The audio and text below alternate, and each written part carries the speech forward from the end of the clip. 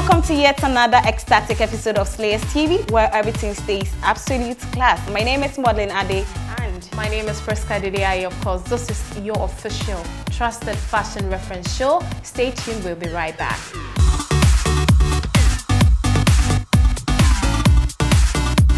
Alright guys, welcome right back onto the show. It's the Slayers TV show, and well, you guys do know that for some time, fashion style when it comes to men has evolved. Trends go and come. Many of them have developed into newer style, but what really changes is the classic man style. Joining us to discuss classic man fashion in the studios, I do have multiple award-winning fashion designer, Abrantia the gentleman, and our regular, fashion blogger, Ms. Zagati, and also TV and radio anchor, a fashion follower, Nathaniel Ato. I mean, it's a delight to have you guys on the show. Thank you. Pleasure. Welcome. And you guys look dapper. Thank you very much. Thank you. You're trying? Wow. Anyways, Abrantia the gentleman, being a fashion designer, let me ask you this. What is the difference between the tuxedo and then suit? Okay. Before I go into the difference, I would say, yes, we all know tuxedo, suit, they have things in common. But one peculiar thing that comes in with tuxedo, we're talking about silk. It has a silk on the lapel. Okay. Every tuxedo must have a silk lapel. It could probably be the peak or the shawl lapel, but it must be silk. Okay. And probably a suit, it can be normal, plain as and same as fabric. Is this a suit or tuxedo? This is a tuxedo. From the picture that came, is a tuxedo. Okay. The black lapel we saw is especially the silk on the lapel, so it is a tuxedo. Okay. Yeah, this ones you can probably call this as a suit because it's the same fabric that works on the lapel. Okay. Mostly tuxedos come with, if the pants is a full tuxedo piece, we probably have the pants having a satin stripe at the side. Okay. With that aspect, you can probably regard that as a tuxedo suit. But mostly suit don't have those silk details. That is one peculiar thing you can probably differentiate from a suit and a tuxedo. There are other stuff that you can talk about, but yes, that is a major thing that a layman can probably differentiate. Having another silk to probably the design or probably the style it comes in. Yeah. Right. Thank you very much. Yeah. All right, so now that we understand the difference between a tuxedo and then a suit, to Nathaniel, what do you usually look out for when you're shopping for a tuxedo or a suit? Well, Abrantia has mentioned already. Yeah. First of all, you're looking at the quality of the fabric. Right. That's the basic thing. You see, with suits, the more woolen it is, the better the quality. Now, if you have to balance the wool, because if it is too woolen, then it becomes very thick.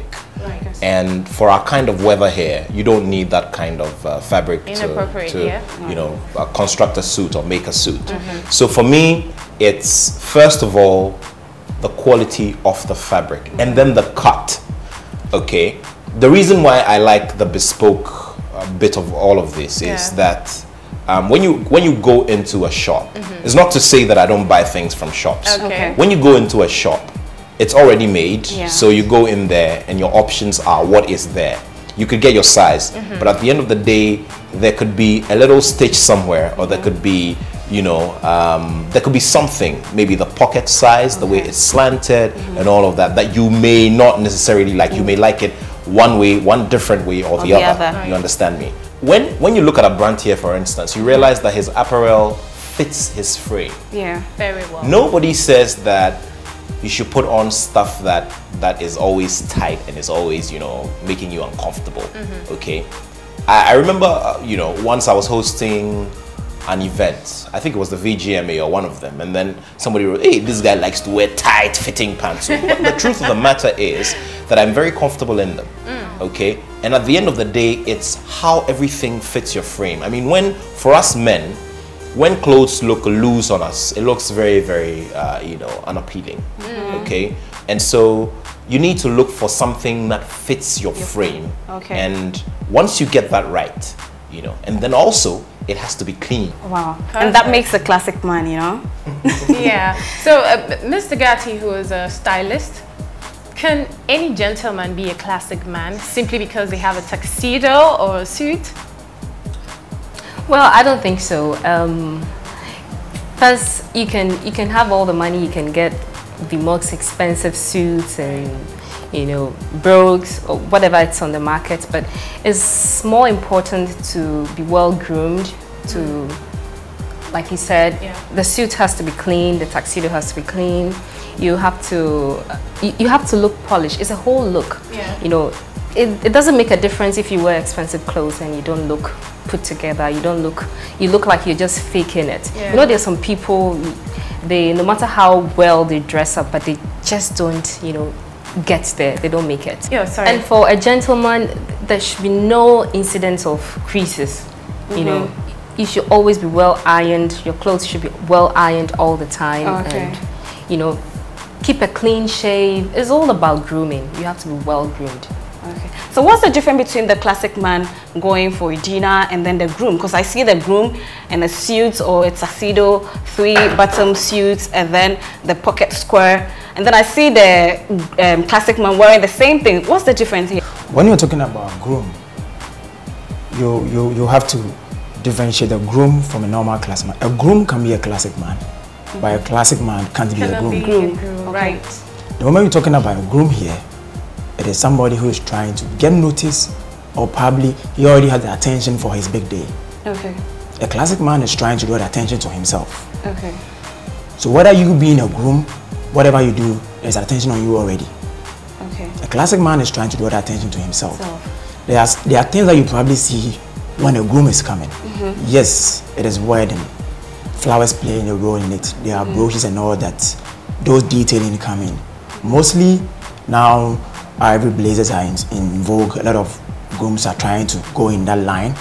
It is very hard to see a classic man on a normal day wearing that. Unless there is a function and the function calls for that. But aside that, these little things are what I could probably say comes in. And yes, when it comes to groom, I always advise groom, don't go buying standard size suit. I always tell my clients, even if you buy a suit from stores, make sure it's altered. Oh, wow, interesting. Even if it's a shirt you buy, because trust me, when you come to my outfits, we deal in detail measurement. Detail measurement, your sleeve length might be different from probably your shirt height or something. All these things, your chest might be different from, and the standard size shirts comes in, depending on where the origin of where the brand that you buy is coming from. They have measurements they deal with. So maybe the normal standard size you probably get a sleeve of 25 inches might be different from a China suit, because things they produce there might probably have different detailed structures. Now, speaking of getting your look from the market, would you determine any look to be cheap simply because it's affordable, or what's the determinant here? Okay, sometimes you use color and the amount of light that falls on the apparel. Really? Okay, the amount of light that falls on the fabric and how it reacts to it. Okay, now you see people wear these suits that are very, very shiny, and in our local parlance we call them China suits. You know, but hey, don't get it twisted. The Chinese make some very good suits. Because you know they produce. I mean, they have good labor. So a lot of the big fashion houses and the big clothing outlets, you know, go there. They produce from there, and then they put their labeling on them. I mean, it's a standard practice all over the world. Okay. Yeah. So you see this suit in broad daylight, and it's glittering. Like that, glittering, and it's in your face. You know, it's. I mean, the sunlight becomes dull when you're comparing it. You know. So for me, I always look at the quality of the fabric and how it looks on you. And you see, like I say, it is an art. And sometimes when you don't have it, you need a professional to advise you. So that's where the stylist comes in. That's where the fashion designer comes in. Okay? Okay, so mentioning stylist, Ms. Dagati, do you think the classic man needs a stylist? Because I see most classic men and it looks like they don't have a stylist, yet still they are there, they look dapper. Is it necessary? What if you can put your styles together? Do you still have to check out with the stylist? If you understand fashion, if you understand what you're looking for, I mean, like he said, if you have that background, you don't need a stylist probably. But for people like him, even when they're going on the red carpet or a very special event, you don't have the time, and maybe basically if you don't have the time, you might need a stylist, you know. It's equally as exciting as the women getting dressed up. So going for events, maybe you get a stylist. But for those who are just starting out, who don't understand all this, you know, gentleman's fashion, you need a stylist, you need to talk to designers, you need to talk to people who already dress like that, who are already there, you know, to help you, you know, up the journey. But you see, you know what happens in my home all the time when I'm leaving, and I'm leaving for a function, even though I have the idea of the kind of look I have for this particular event, or I'm going to host this event, I'm going out, I'm going for a meeting, I'm going to work and all of that. There are days when I consult my wife. So there are days when I have the suit, I have the shirt, I have 2 ties, and I tell her, you know something, you know, that she's sleepy, you know, she's not gotten out of bed yet. I go like, oh please, I beg you, you know. And then she says, take this one. And then I go back and come and say, why didn't you pick this up? So why did you ask me? You know, and it's always good to seek a second opinion. No matter who you are, you could be the #1 fashionista, you could be the #1 fashion designer. Everybody consults somebody. All right, interesting. But then, Abantia, you are a fashion designer. Yeah, do you have clients coming to you to help them? You're not a stylist, but do you have clients coming to you to assist them, you know, in putting their full look together? Yes, from head to toe, to the shoes as well? I would say yes, because since you're a designer, before and probably outfit come into reality, there has to be what we call the storyboarding. You talk to your clients. Somebody might probably come to the person is fair, and the person is looking at probably wearing something you think might be too bright, because already the person already brightened. So why are you going for such? So you advise the person, okay, darker tones will be probably nice, or probably look good on your skin, and these are the colors that I'll suggest to you. If they agree, then they'll ask you probably what can, if it comes to accessorizing, what can you add up to probably the kind of color you are choosing. So with all this decision and trying to let them know what to go with, what is all part of the styling job, even before the outfit is being constructed. So we do that regards to shoe and what to wear. If you're probably wearing a tuxedo, what kind of shoes to go with it. Definitely you'll go probably for the patent shoes, are mostly ideal for that. So all these things come into play. So we advise here and there, and even with the designers, we talk to stylists as well. I have stylists I consult. It is good, it's always good to compare things with others. Not doing things on your own. And yes, learning, we are always learning. It is good to always learn. So I think these things are things that day in, day every day you learn new things and master your craft and still keep going. Interesting. So should your socks match your pants or the tie? I see most of your socks. let me pick on that. Whenever this question is asked, I tell people it depends on occasions. Also matters. The people, they are introverts, and people probably, a lot of people want probably to stay very cool. They don't want to be seen, or they don't want to be loud out there. They want to be laid back. But me, being a designer, I want to pass and go like, are you a designer? Or probably, oh, yes, then my contact will flow. There are others too, they just want to keep it on the low. There are others too, they pay attention to detailing, they always want to market. If, let me just use a typical example. Look at what my brother is wearing.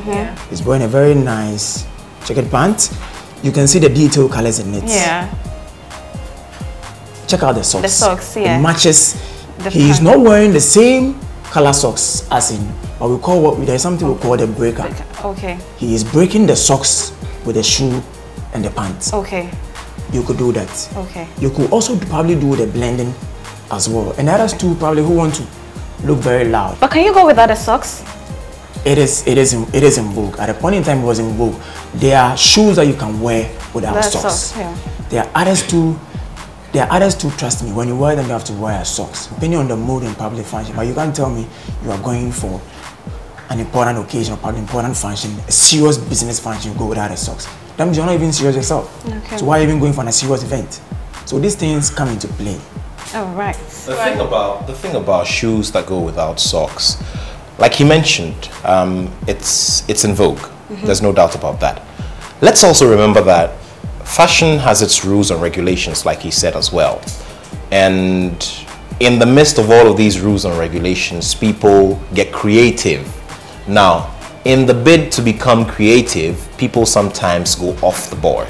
Okay? They overcreate. Very good. So you're going for like you're going to work, and in the midst of work, and then you know, during your day, there's a couple of meetings outside of the office, or there's a function in your office and all of that. I mean, it just doesn't make sense that you have a laced up shoe, what we call in local parlance the full shoe, like what we see on the screen now. Yeah, okay. Okay. You don't do that, the brogues, okay, the Oxfords. You don't make that kind of mistake. You don't commit that kind of blunder. It is a felony, if you ask me, okay? There are strict dress codes for certain events. So for instance, there is an awards event and they say it's a black tie event. So if it's a black tie event, it's a black tie event. If you see black tie or traditional, then you can do a traditional attire or black tie. And then also for the ties and the bow ties, most ideally you have a bow tie. Some people like to do flying ties, accepted. But ideally, it's bow ties. There are stages of, or accepted, you know, standards with bow ties. Thank you for the word, standards. For me, as an individual, I'd like to do a self-tied bow tie. Now, when it comes to, when you go to the world of bow ties, self-tied bow ties are at the highest end in terms of the standards and in terms of class. The reason why I love self-tied bow ties is the process of knotting it. Okay. It has something to do with the way we go about all other endeavors of our lives. Okay? Wow. There's a process. There's patience. You have to be meticulous and you have to go through a proper process. Otherwise, you can't get it right. Abante, you want to add something? All right. Add something. Yeah. Respect to the bow tie, he said. You see a lot of people wearing ties, bow ties that are probably bigger or smaller than you.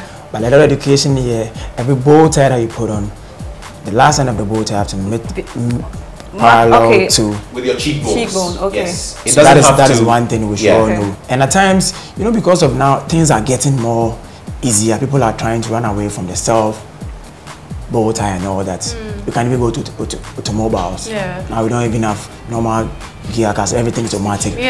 Things are getting faster, so everybody wants to get things fast done and easier. But as you rightly said, real gentleman, you need to tie it. You need to tie your bow yourself. These are things you have to note. Okay, so now talking about the black tie, would it look out of place in the office? Is it okay, the black tie?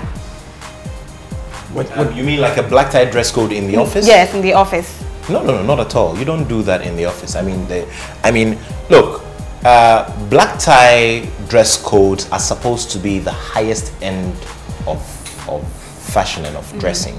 Okay, that's the reason why they're always reserved for bigger events. You know, yes. All right. Now, there's also white tie events, but those are like for the White House. You know, like those events you go with gloves. You know, like top. I haven't been to any, and I haven't heard of any being organized in Ghana. Now all of this brings me to the question: can a man decide to, you know, look classic regardless of their field of work, their career, whatsoever? Is that possible? It's a personal choice. It's like just like a lady trying to look stylish every day.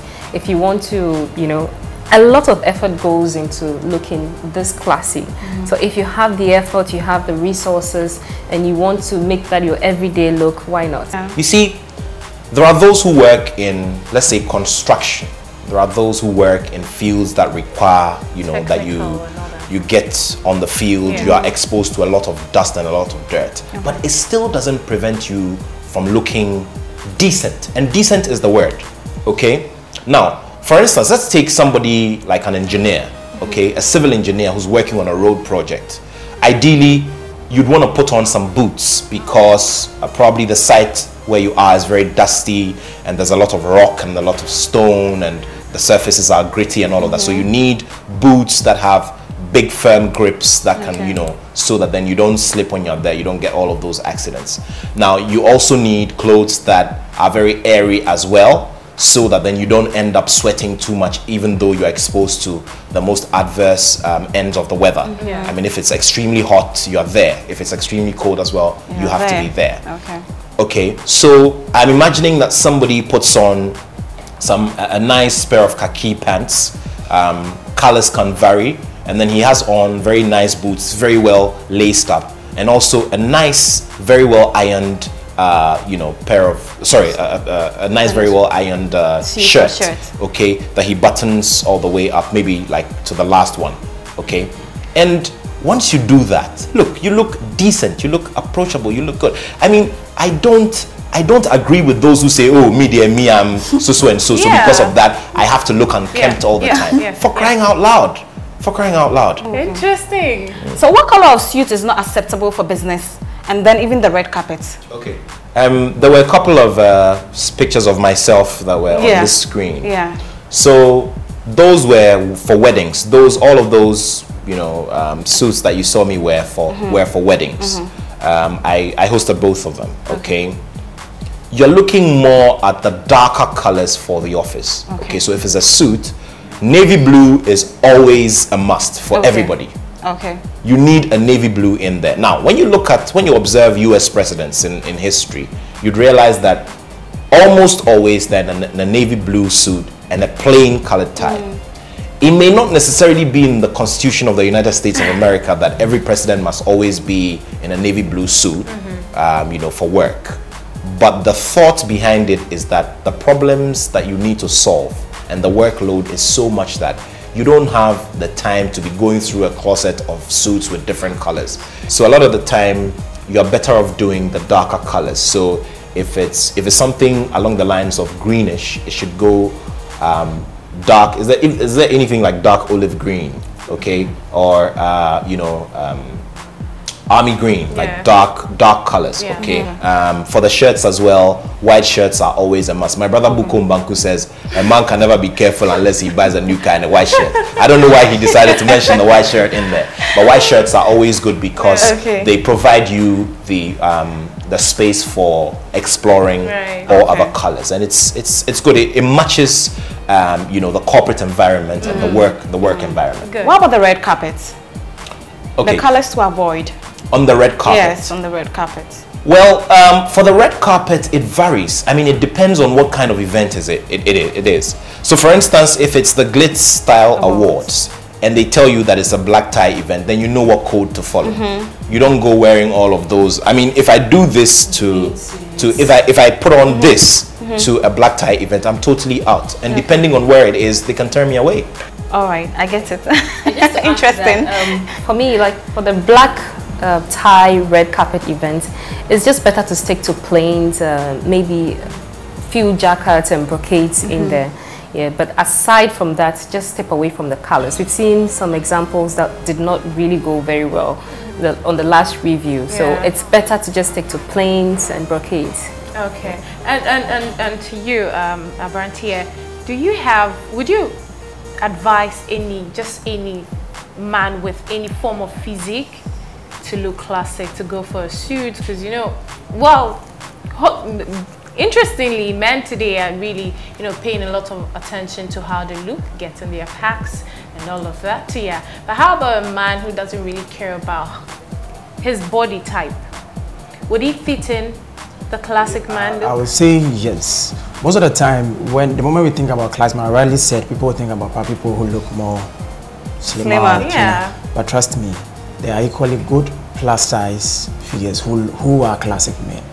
The 3Ps always help to hide people probably who are plus size. Okay. When you're wearing the 3Ps, you have the waistcoat inside. Even if you have probably the biggest tummy, there's a way to hide it and still look that classy. All right.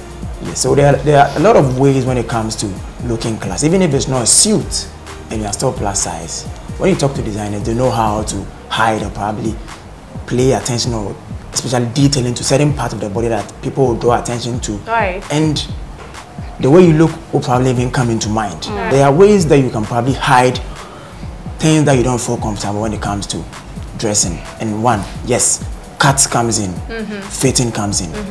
So these are things that I could probably say, when you have them in check, you can still look classy. Okay. No, I need to ask this question. How do you maintain your clothes, your suits, your tuxedos? Tell me about it. First of all,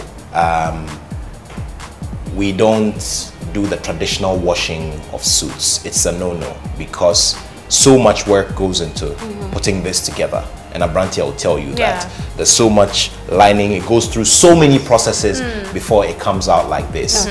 So because of that, and the fact that you are almost always likely to gather a bit of perspiration, a bit of sweat there and here and there, it's always advisable that once you are done with your suit, after wearing it, you know, you turn them out, turn them inside out, and you know, let them have some fresh air, just like we also like to have fresh air. Okay, Ms. Dagati, you have something to add? Yeah, and then also you don't apply the irons directly on your fabric. It's a no-no. Oh. You always have to have what we call a press piece. Okay. It could be a brand new handkerchief. It could be a slight thick, it could be a khaki material, it could be a little cloth, but make sure that your iron never touches your fabric, because once you start doing that, that's the beginning of the end. Oh, okay. Ms. Dagati, you have something to add to that? How they can take care of their suits, their dress shirts? It's about cleaning, you know, so you have to make sure that you take your clothes to identify a very good laundry, take your clothes there for them to clean. I think if you don't do that, I've seen people take clothes to laundry that came back something different, so you just have to identify a very good laundry to do your cleaning for you. Okay, I've run to your last words. What I would say with regards to keeping probably suits. Yeah. My brother Riley said it is good to air them. You don't have to press directly with the iron in the suit. Can you wash regularly? Regularly, because we don't, most of the time the suit don't touch our skin, usually with the jacket. That has a lot of layers in making it. It doesn't touch our skin. It is not advisable to wash them. Yes, you have an inner shirt that touch directly to your skin. That can probably be careful with regards to the washing. But yes, a good airing, and yes, there are rollers that are good, because a lot of materials, especially the woolen, have what we call the sinking. You see a little bit of frizz comes at the surface of the fabric. There are rollers that you can probably use them to clean them, and trust me, you are good to go. Lots of information coming from our guests and good education as well. Let's take a break. When we come back, we'll move straight into our social media slayer. Do stay.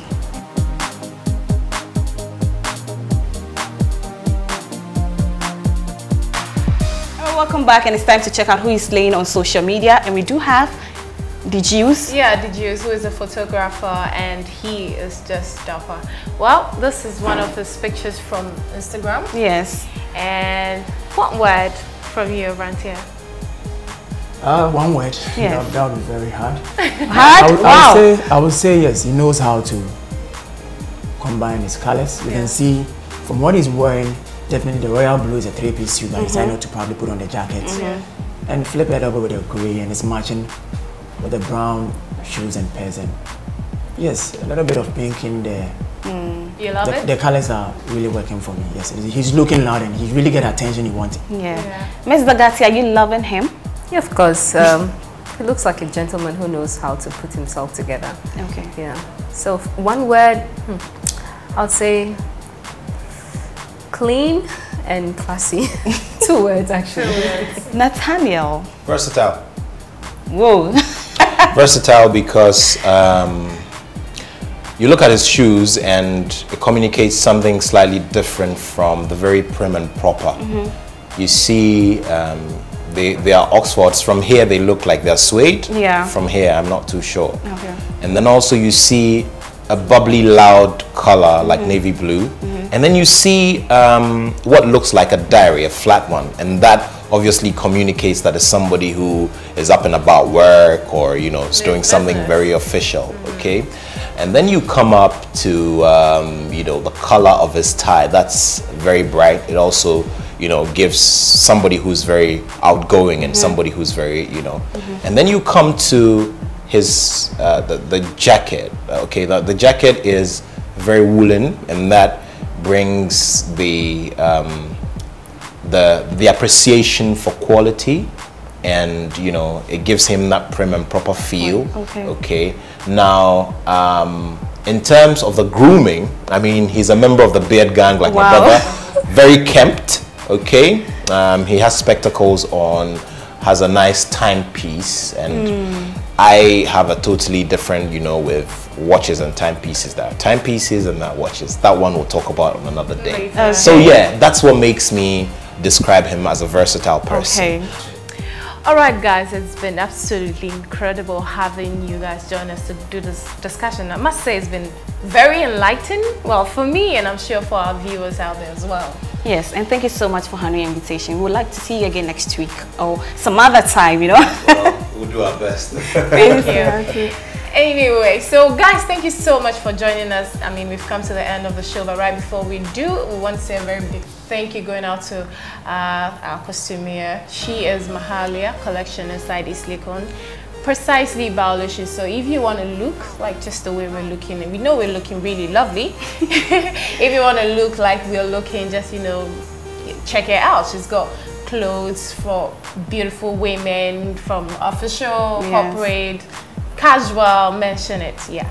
And our makeup is by Confidential Makeup Artistry. It's always a pleasure more than a duty coming your way. My name is Madeline Ade. And my name is Priska Dede Aye. Have a blissful weekend.